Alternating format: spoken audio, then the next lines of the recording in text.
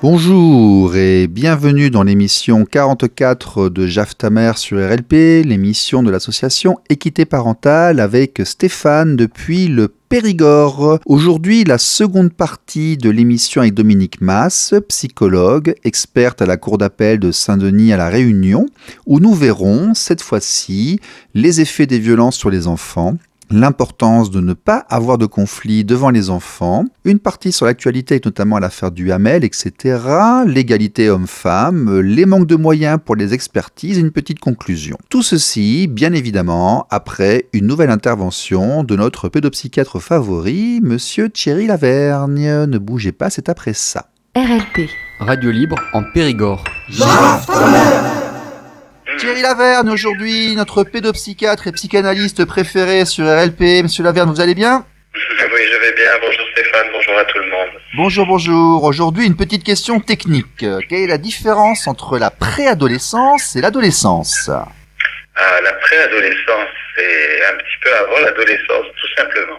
Oui. C'est-à-dire qu'entre le moment de l'enfance, entre 6 et 10, 11 ans, on va dire, on a une période qu'on appelle la période de latence, c'est-à-dire que à ce moment-là, les enfants sont sages comme des images en général, bons élèves, appliqués, ils soulignent leurs cours à l'école comme on le leur demande, et toutes leurs pulsions, on va dire, libidinales, c'est-à-dire leurs appétits pour tout ce qui est étrange et qui n'est pas l'école, sont mis un peu en latence.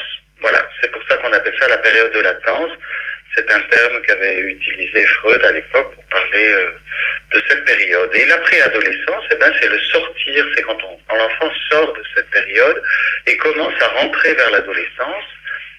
Mais ça peut se produire bien avant, enfin ça se produit vers 10-11 ans, voilà, mais ça peut se produire bien avant l'adolescence physique, bien avant les règles, ou bien avant le changement de corps, ou bien avant la réelle puberté.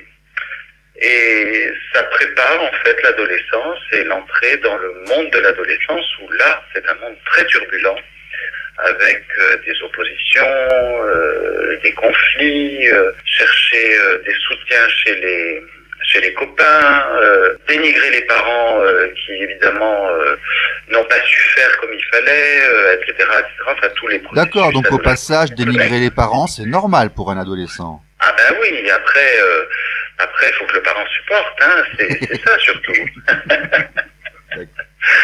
Mais oui, ok. Bien sûr. D'accord, très bien, merci. À bientôt. Au revoir Stéphane. RLP. Radio libre en Périgord. Alors, Madame Dominique Mas, j'aimerais maintenant globaliser et généraliser. De par votre expérience, la vôtre, celle de vos collègues, de ce que vous discutez entre vous lors de vos conférences, de vos séminaires et autres, et de vos pratiques, en fait, quels sont les effets des violences familiales sur les enfants ? En quoi est-ce que ça les gêne dans leur construction ? Comment est-ce qu'on les retrouve plus tard ? Mais pourquoi, de manière générale, il est important de protéger les enfants des violences ? Parce que ça crée des dégâts psychiques très importants, très graves. Ça crée déjà un doute total en ses perceptions. Là, j'ai plein d'adultes qui me disent, qui doutent de leur perception, qui doutent de ce qu'ils pensent, parce que le doute c'était la façon de survivre à l'effroyable qu'ils vivaient. Le doute peut aller même se dire j'ai fait un cauchemar. C'est un peu ce qu'elles disent les victimes en général. Donc ils remettaient en cause la réalité et après ça remettait en cause leur perception de l'environnement. D'accord. C'est ça, et surtout remise en cause d'eux-mêmes, de leur petit petite voix qui est énorme, qui est fondamentale, remise en cause de ce que leur sens leur dit, remise en cause de ce que leur cerveau leur dit, remise en cause de la confiance totale. Le trauma, c'est la perte de la confiance en l'humain. Tous les piliers, on vit dans un monde, dans une humanité qui nous a appris à faire confiance. Je peux pas passer ma vie à suspecter un tel, une telle et un tel. On fait confiance. On apprend à l'enfant à faire confiance et à respecter les grandes personnes et surtout à ne pas mentir. Ok, d'accord. Mais le trauma, il sabote la confiance. C'est-à-dire que le monde est devenu une menace permanente, un univers dangereux. On ne peut plus faire confiance ni à ce qu'on ressent soi-même, ni aux autres. C'est quand même très compliqué pour avancer dans la vie. Ce sont des forces profondes, sur lesquelles il va falloir surmonter ensuite, bien sûr. Oui. Voilà, c'est ça. D'accord. Donc en fait, pour revenir sur la partie soignée, ça veut dire instaurer de la confiance en soi dans l'enfant, lui montrer qu'il réussit, lui donner de l'estime de soi. Oui, mais ça, c'est un travail énorme, parce que c'est lui qui va reconstruire tout ça. C'est un travail de réappropriation de chaque personne. C'est pas parce que le thérapeute va lui dire écoute, tu n'es pas coupable, ça c'est un discours rationnel que tout le monde est capable de tenir, mais ça marche pas. La culpabilité, elle est imprimée profondément au plus profond de l'être. Et donc c'est seulement des expériences rassurantes, réconfortantes, sécurisantes qui vont pouvoir faire taire cette voix. Alors, ce qui s'est passé, un événement unique qui a été distant dans le temps, qu'est-ce qu'il faut ? Il faut en reparler à l'enfant ou il faut qu'il oublie ? Ça dépend. Je pense que déjà, faut en parler quand ça a lieu. Bien sûr. Quand ça a lieu, ne pas le banaliser, ne pas le minimiser, essayer de mettre des mots sur ce qu'on pense qu'il a ressenti, comment il a pu ressentir les choses, sa peur, ses questions, etc., de façon à ce qu'il se sente compris à 100%, peut-être pas à 100%, c'est jamais réel, mais un maximum, et donc qu'il se sente sécurisé puisque quelqu'un comprend un peu, peut partager ses questions et sa souffrance et ses peurs. Et puis après, alors on parle plus tard, je pense que ça dépend de quel fait. Peut-être plus tard faire des liens en disant peut-être que ça, à telle occasion tu pourrais être en difficulté, ou ça pourrait réveiller telle chose, ou ça pourrait revenir. Sachant que par exemple pour les agressions sexuelles, il y a certains épisodes de la vie qui ramènent à la mémoire le trauma initial. La puberté, les premières relations sexuelles, la grossesse, ou d'autres éléments, un parfum, des choses comme ça.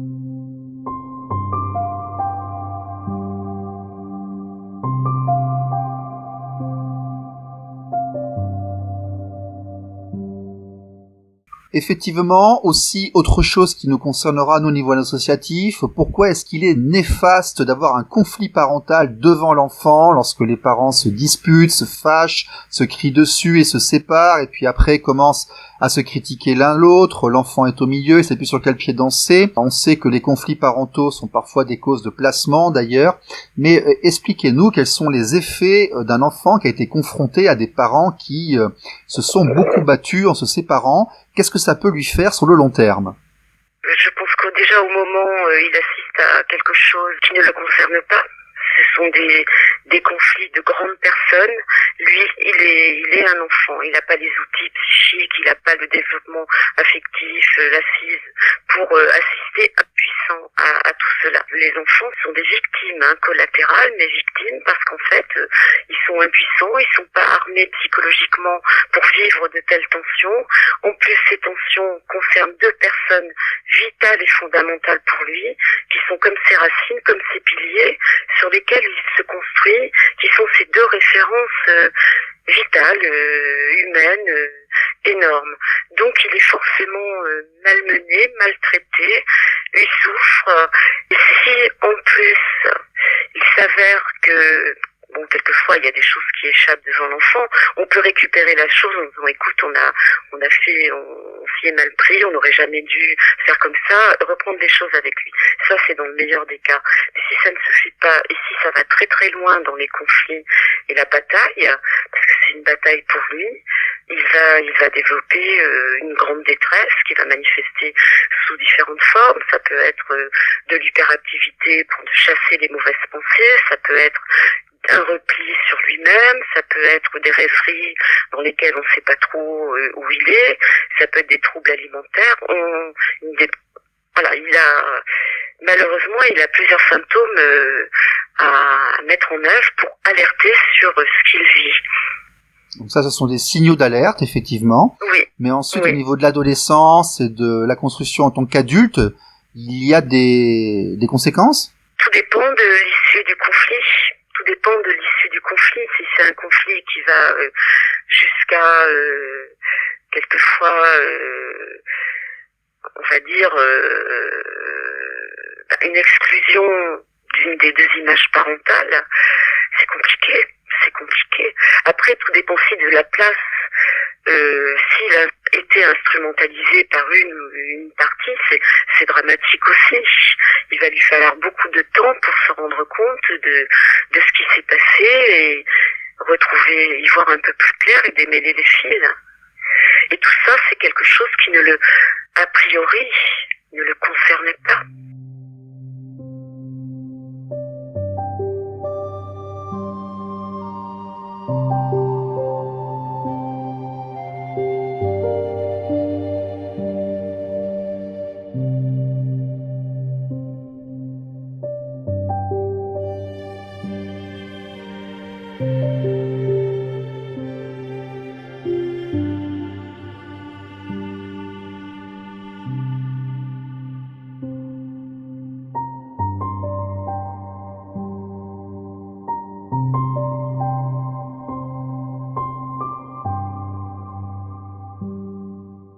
Je ne peux m'empêcher, en vous écoutant, de penser à l'actualité. Il y a notamment l'affaire Epstein. Il y a également l'affaire Duhamel, qui est apparue sur Paris, ce qui nous permettra de dire au passage que les enfants, garçons ou filles, sont égaux devant les violences, mine de rien. Oui, tout à fait. Parce que là, si j'ai bien compris, on a quand même un beau-père d'autorité qui allait dire au revoir à l'enfant de son nouvelle compagne qui avait 13 ans tous les soirs, puis qui lui demandait une petite gâterie avant de se coucher, si j'ai cru comprendre, durant des années. Alors, ce genre de choses, en fait, moi j'ai deux pensées qui me traversent lorsque je les entends. C'est ce gamin, comment est-ce qu'il a fait pour se reconstruire ensuite alors qu'il n'a pas été suivi? Et deux, comment se fait-il qu'il y ait autant de force en présence pour défendre ce genre de choses? Alors je pense que c'est très complexe de répondre à cette question. C'est très complexe. Parce que le voile sur, on va dire l'inceste, est levé depuis des années, depuis les années 80. En tout cas par les romancières, par les artistes, par le MLF. Après, le voile sur les agressions sur jeunes garçons, adolescents, jeunes hommes a été très compliqué parce que dénouer cette parole-là, vu les représentations sociales sur c'est quoi être un garçon, c'était très compliqué à aborder. Mais c'est venu, il y a eu aussi, avant l'affaire Duhamel, il y a eu l'affaire, comment il s'appelle, De Villiers. C'était un inceste frère-frère. Oui, il a même sorti un bouquin et j'en parle dans mon livre, qui s'appelle Tais-toi et pardonne, Flammarion 2011. Ce jeune homme, j'en parle pas mal dans mon livre, il a eu un sacré parcours du combattant et je pense pas que ça soit terminé comme il aurait souhaité, quoi. Et alors, je pense que pendant très longtemps, on n'a pas voulu prendre en compte la gravité des conséquences psychologiques. On a banalisé, on a, je sais pas. Après, c'est quelque chose qui concerne la famille. Et longtemps, la famille, c'était quelque chose où c'était une sphère dans laquelle personne ne rentrait. Il y a eu aussi pendant très longtemps, du côté des psychiatres et de la psychanalyse, la théorie du fantasme. Moi, j'ai eu des tas de patients dans mon cabinet qui ont consulté des années des médecins psychiatres qui leur disaient oui, c'est des fantasmes. Donc, qui n'écoutaient pas leurs plaintes, qui parlaient de faits réels. Voilà, comme nous sommes bien d'accord, aller voir en tant que beau-père un gamin de 13 ans, c'est un enfant, c'est pas bien. Oui. Ensuite, aller voir des gamins de 13-14 ans pour leur promettre du mannequinat et en fait les transformer en outils de chantage sur des célébrités, c'est pas bien non plus. Alors pourquoi est-ce qu'on défend ceci? Pourquoi dans la société, est-ce que vous avez comme moi identifié des forces qui essayent de faire baisser l'âge de consentement, de minimiser les responsabilités des auteurs de ce genre d'actes et en fait de pousser pour faire reculer ces barrières? Est-ce que vous en avez vous aussi identifié et pourquoi et qui? Ah non, et je pense que si c'est le cas, je pense que la fameuse question du consentement, il n'y a pas de consentement possible chez un enfant, chez un ado. Il faut, alors là j'en parle aussi dans mon livre, il y a des mots qui ne sont pas appropriés. Le mot consentement chez un enfant n'a aucun sens. Tout adulte en face d'un enfant est en position de pouvoir, domination, autorité. Tout à fait. Devant un enfant qui est en train de se construire et qui n'a pas les outils intellectuels pour maîtriser et gérer ce qui se passe. Le mot consentement pour moi, est une horreur. Non, je comprends. C'est une horreur. Je comprends. Il fallait pas l'utiliser. Le mot consentement signifie égalité de statut. On peut parler de consentement entre des relations entre un homme et une femme. Voilà, des personnes construites qui comprennent ce qu'elles font. Voilà. Bien sûr. Voilà, tout à fait. Mais là, à partir du moment où c'est un enfant et une grande personne, oui, le consentement, c'est quoi moi, ça me gêne, mais c'est quoi ce mot? Et ce mot, ça, c'est un mot qui profite, excusez-moi, entre guillemets, aux agresseurs. Mais voilà, tout à fait. Donc, quelles sont ces forces qui défendent les agresseurs, en fait? Alors là, je ne sais pas, je pense que il y en a beaucoup. Il y en a beaucoup, partout, dans toutes les classes sociales, pas seulement dans les classes défavorisées, comme on aimerait-on le penser. Et que si c'est dans toutes les classes sociales, ça peut être dans les hautes classes sociales et donc dans les sphères du pouvoir, forcément. Forcément, c'est la chose la mieux répartie autour de nous. C'est un peu dur là, mais... Oui, parce que l'un de vos collègues m'a dit que finalement, les actes d'inceste et de pédophilie étaient quand même beaucoup moins répandus que ce qu'on voulait le faire croire. C'était quand même des épiphénomènes, aux conséquences extrêmement graves, si vous voulez. Mais ça ne touchait pas absolument tout le monde de manière dramatique. Enfin, j'ai entendu ça, c'est Monsieur Laverne qui m'a dit ça, je crois. Donc, on en trouve effectivement partout, mais il faut pas penser que tous nos voisins sont en train de violer leurs gosses, par exemple, pour employer... Non, pas tous. Mais en tout cas, je pense que c'est pas une histoire de classe sociale. Non, ça je suis d'accord.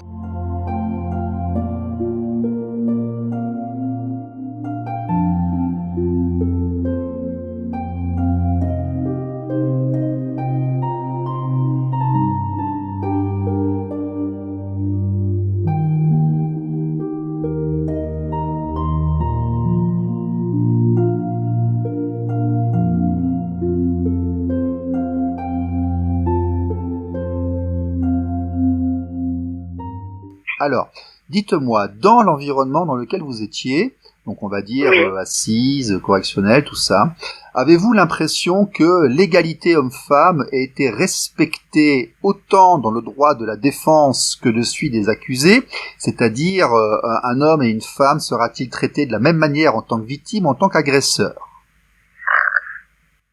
Alors là, c'est une bonne question.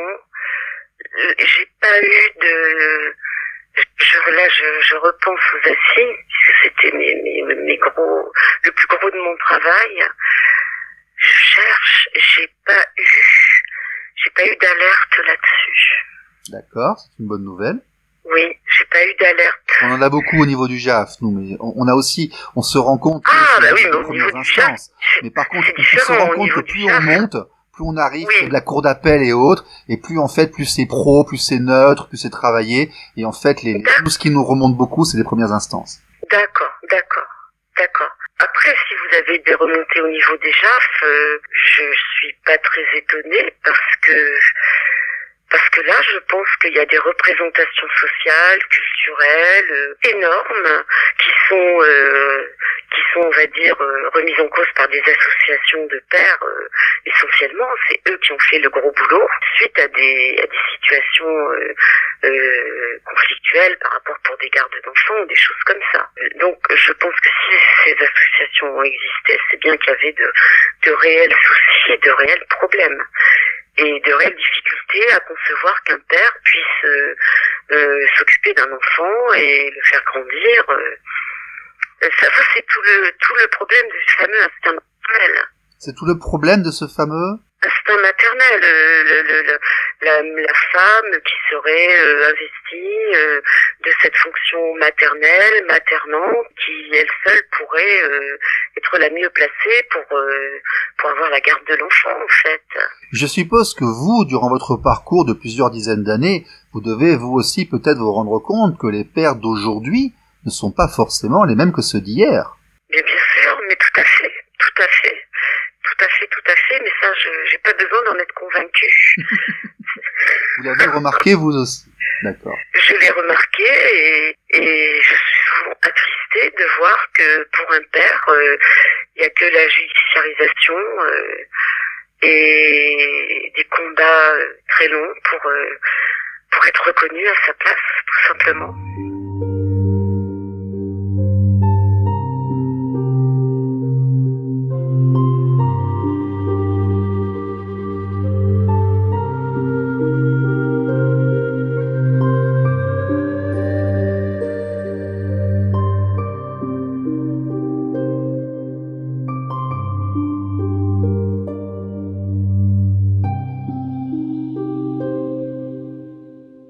Dites-moi, madame qui avait travaillé en tant qu'expert psychologue, comment se fait-il qu'aujourd'hui nous ayons autant de retours sur des enquêtes qui comprennent beaucoup d'erreurs, qui sont fausses, qui ne conviennent pas, qui sont orientées? Un de vos collègues, monsieur Poussin, Gérard Poussin, que vous connaissez peut-être, qui a écrit de nombreux ouvrages, nous disait que c'était en grande partie à cause de la faible rémunération et puis de la surcharge de travail de ces enquêtes qui faisait que lorsqu'on donne 300 ou 400 euros à quelqu'un qui est déjà en activité, eh ben, effectivement, faut pas s'étonner que le rapport arrive uniquement un an plus tard. Mais vous, de l'intérieur, avez-vous l'impression que y a un problème avec ces expertises psychologiques et pourquoi et comment on pourrait améliorer tout ça? Alors là, c'est pas très... effectivement, je n'ai jamais caché... C'est pas très gentil, c'est vrai, je suis désolé. Oui. Je n'ai jamais caché que j'étais très mal payée. Moi, les dernières expertises que j'ai faites, c'était en 2013, c'était 173 €. C'est lamentable. D'accord, ok. Alors, ma ligne de conduite, elle était simple. À partir du moment où j'avais accepté le travail, je le faisais du mieux que je pouvais. Je comprends. Et j'ai encore des collègues qui fonctionnent comme ça. Non, c'est à votre honneur, c'est entièrement à votre honneur. Voilà, je suis entourée de collègues qui me disent, qui tiennent le même discours. Pour le faire correctement, par exemple pour le JAF, là, il faut rencontrer la mère seule, il faut rencontrer la mère avec l'enfant, il faut rencontrer le père seul, il faut rencontrer le père avec l'enfant, ça fait au moins 4 rencontres, et puis il faut réfléchir à tout ça, si je comprends bien. Attendez, temps, oui, non, là je parle d'expertise pour les assises. Ah ok, les assises, voilà. Par contre, pour les JAF, c'était rémunéré effectivement plutôt dans les 300-400 €, et en tout cas les quelques expertises pour les JAF que j'ai faites à La Réunion étaient payées par les parents. Oui, parce qu'il n'était pas l'aide juridictionnelle. Voilà, c'est ça. Donc là, c'était un gros travail, effectivement, on va dire mieux rémunéré. Mais c'est un travail énorme. Alors après, je sais, malheureusement, parce que quand j'allais aux assises, j'entendais mes collègues experts, je sais que bon, il existe des experts, ils font du copier-coller. Et ça, c'est les assises, hein, c'est pas même les aux assises, on retrouve ça. Eh ben, des avocats, même c'était dans les journaux à La Réunion à une époque. Ben, je sais bien, je comprends bien. Ouais. Ça, moi je trouve ça, en plus ce sont en général ça venait de la part de médecins psychiatres, enfin j'en ai vu en tout cas, et je n'ai jamais compris en fait. Et vous de l'intérieur, vous confirmez ce manque de moyens des institutions? Ah oui, moi j'ai connu l'époque au tribunal de Saint-Denis, ils avaient plus de papier ou d'encre pour mettre dans les photocopies. C'est hallucinant. Quand on gère il y a des manques de moyens, mais parce que ce n'est pas une priorité. Non mais c'est fou. Qui a décidé que c'est pas une priorité? Qui a décidé ça? C'est pas vous, je pense que c'est pas son palais. Ce sont les politiques. Je pense que ce sont les politiques. Je pense que ce sont les politiques. Demandez aux gens dans la rue si jamais c'est une priorité ou pas de s'occuper des enfants et des victimes, ils vont vous répondre. Hein. C'est pas bon. Ah, je sais bien, mais c'est pas monté jusqu'en haut, ça. Ça, c'est pas monté jusqu'en haut. D'accord. Bon. Ok.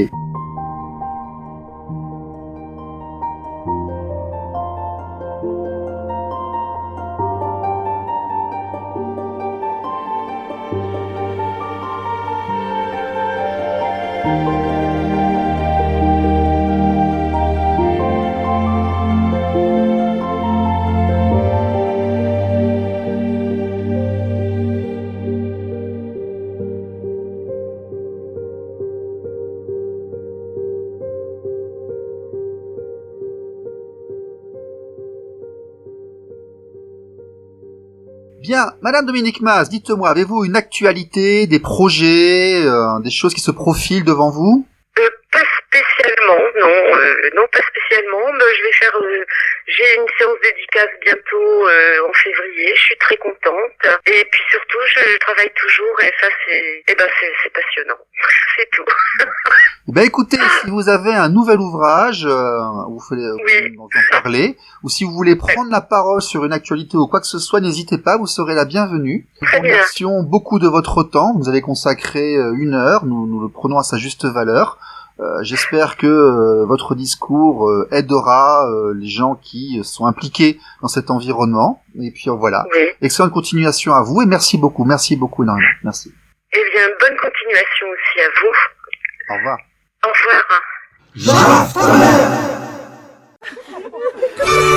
revoir.